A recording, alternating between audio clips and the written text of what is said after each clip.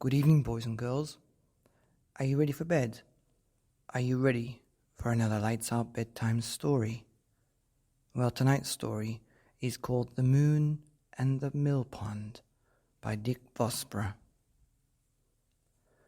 Once upon a time, there was often trouble among the animals.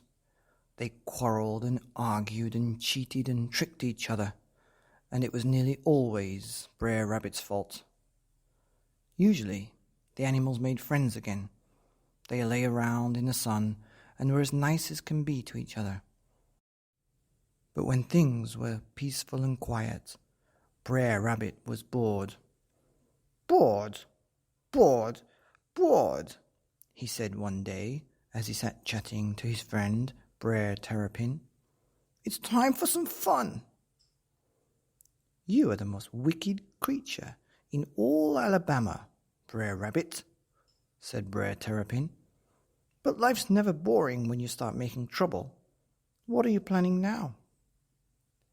Brer Rabbit looked shocked. "Who said I was going to make trouble? I was only going to suggest a fishing trip to the old Millpond." But there was a wicked glint in his eye. "You bring Brer Fox and Brer Bear and Brer Wolf along tomorrow night. If anything happens, just watch and listen." "I'll be there," chuckled Brer Terrapin. "I wouldn't miss it for anything." While Brer Rabbit ran off home to bed, Brer Terrapin began his slow walk to the millpond. If I set off now," he thought to himself, "I should be there by tomorrow night." The animals all went to the millpond the next night.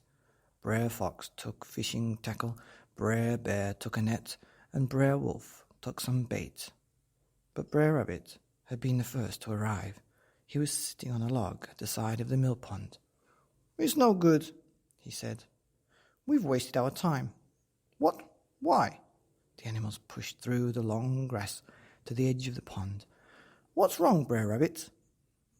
"There's been an accident," he explained, "and you've missed it.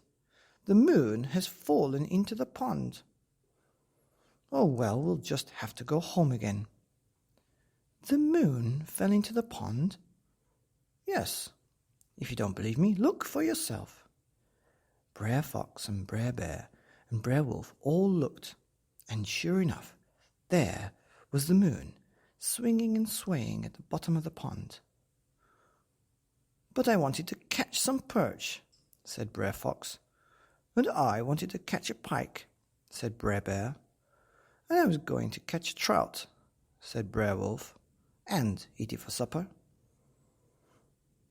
"And I was after minnows," said Brer Terrapin. "What were you after, Brer Rabbit?" And the two creatures winked at each other. "It was very disappointing. I can see that," said Brer Rabbit.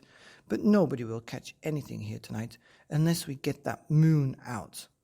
It will scare off every fish in the pond." They all scratched their heads and waited for Brer Rabbit to have a good idea. Brer Rabbit was always full of good ideas. "I've got it," he said at last. "I'll run around to the Mud Turtle's house and borrow a big net. We'll need something strong and big to pull out the moon. It's solid silver, you know. Wait for me. Don't do anything till I get back." And with a flash of his white tail, Brer Rabbit was gone. At least he seemed to have gone. Only Brer Terrapin noticed the tips of two ears just showing above the nearby bush. "Solid silver, eh?" he thought out loud.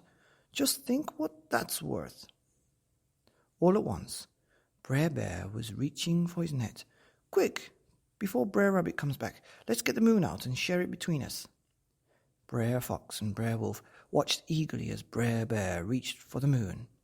At first he thought he might be able to reach it with his paw, but as he lay on his stomach and splashed, the moon seemed to drift farther out of the lake. "It's no good," he said. "I'll have to use my net." Not wanting to get their feet wet, they stood on the bank and threw the net out over the glistening moon, then heaved it ashore. but there was no moon in the net. Again they threw it out, and again it came back empty. "We're not reaching far enough," said Brer Fox. "If we all step into the water, we'll be able to get the net over the moon." They tried it, Brer Wolf complaining about the cold. "We've got it this time," but there was still no moon.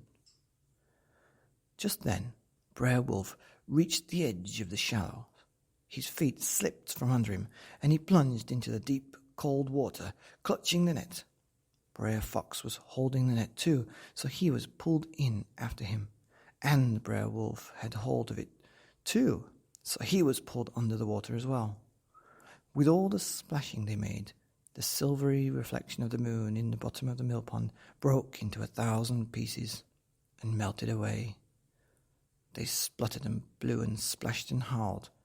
Brer Rabbit laughed so much that he rolled out of the bushes, and Brer Terrapin hid his head inside of his shell so that no one could see him grinning. By the time they reached the bank, Brer Bear and Fox and Wolf were all quarreling and arguing and blaming each other. "You pulled me under. You should have let go. Whose idea was it anyways? I've got mud in my boots." Brer Rabbit smiled. "That's better," he thought to himself. Then he helped the soggy animals out of the pond one by one. They looked at him darkly, knowing he was somehow to blame. "Darned rabbits," said Brer Wolf, looking up at the moon in the sky. "You never did say what you wanted to catch this evening, Brer Rabbit," giggled Brer Terrapin. "Didn't I?" said Brer Rabbit. "Well, I thought I'd catch out a fool or two, and with the moon for bait, I reckon I had a pretty successful evening." The end.